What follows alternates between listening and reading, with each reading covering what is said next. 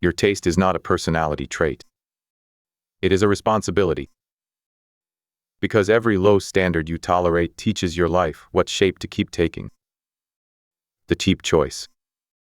The lazy room. The offer you know is unclear. The content you release before it has a point. The tool you keep using because it is familiar, even though it keeps making the work worse. None of it is neutral. Taste is training. And if you do not train it on purpose, the world will train it for you. You say you want a better life. But then you let your environment argue against it every morning.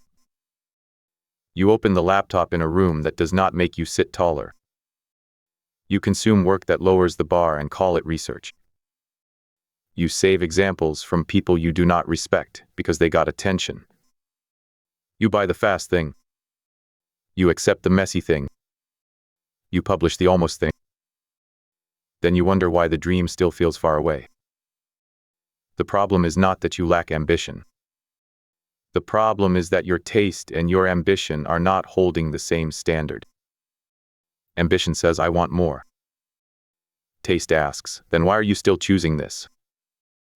That question is uncomfortable because taste removes the hiding place. You can blame timing. You can blame money. You can blame not being ready. But your repeated choices keep revealing what you have agreed to live with. The mug on the desk. The template in the offer. The sentence in the post. The sound of the room. The way the calendar is arranged. The tabs you open before the work begins. Small choices become an atmosphere. Atmosphere becomes behavior. Behavior becomes identity. Identity becomes the life you call normal. That is why taste matters. Not because you need expensive things. Because you need a sharper refusal. Inside the forge, the crown is not made by adding shine first. It begins with refusal. The blacksmith refuses the weak edge. He refuses the crooked line. He refuses the tool that leaves a careless mark. He refuses the shape that almost works. That refusal is not vanity. It is responsibility. Because a crown does not become worthy by being loud. It becomes worthy because every strike was judged against a higher form. That is what taste is. Taste is judgment under pressure.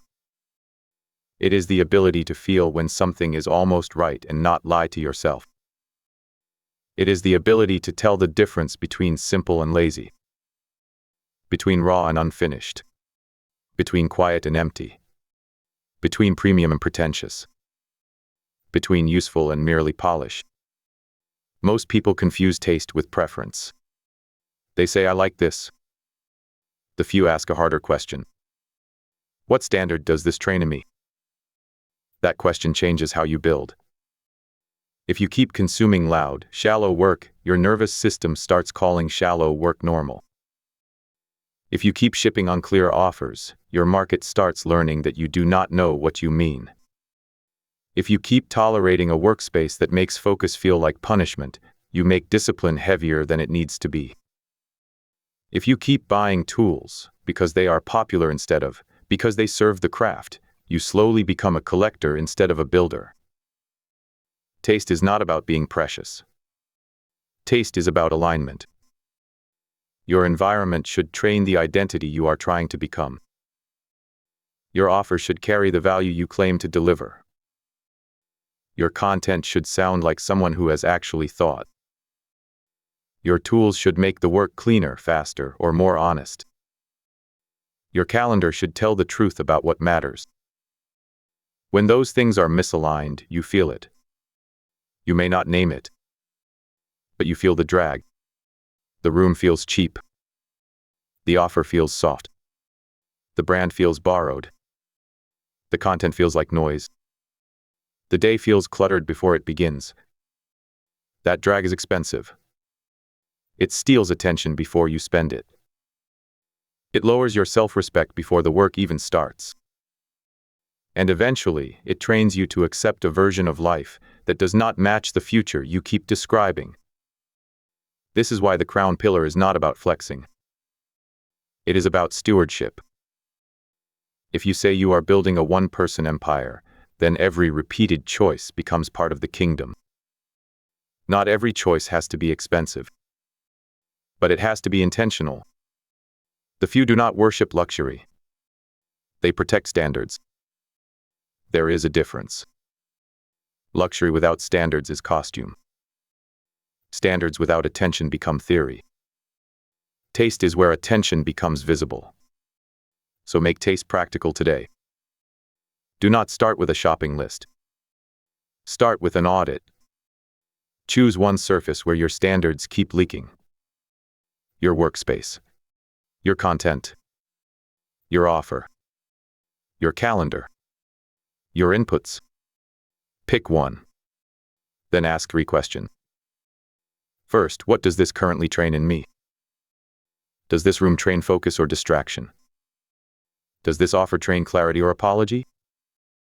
Does this content train depth or performance? Does this calendar train priority or react? Does this input train taste or tolerance? Second, what would the higher standard remove?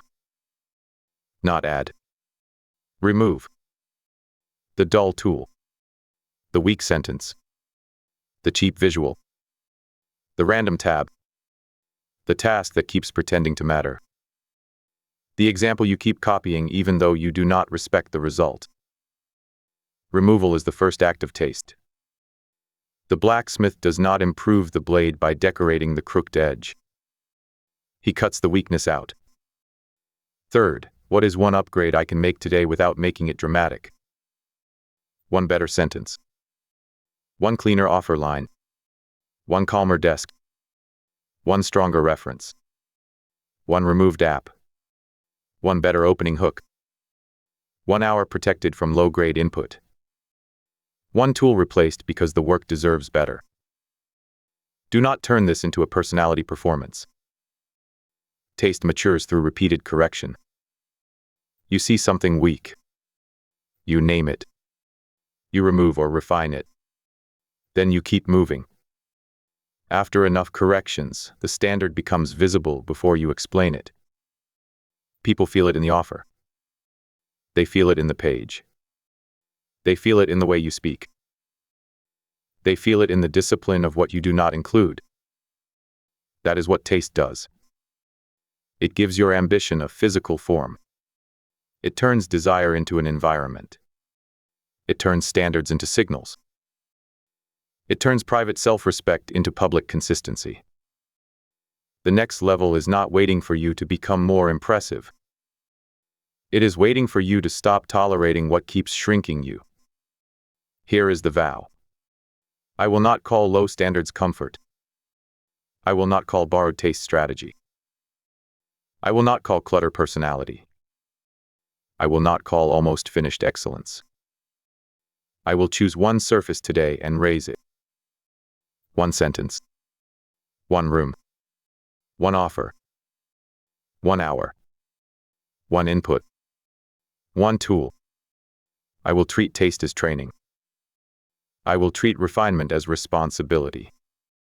I will build a life that teaches me to stand taller before anyone applauds. The crown is not shine. It is refusal. It is attention. It is the quiet standard that says not that, not anymore. Upgrade one choice today. Do it without announcing it. Let your taste become evidence. Let your environment obey the future. Let the work look like you meant it. Raise taste.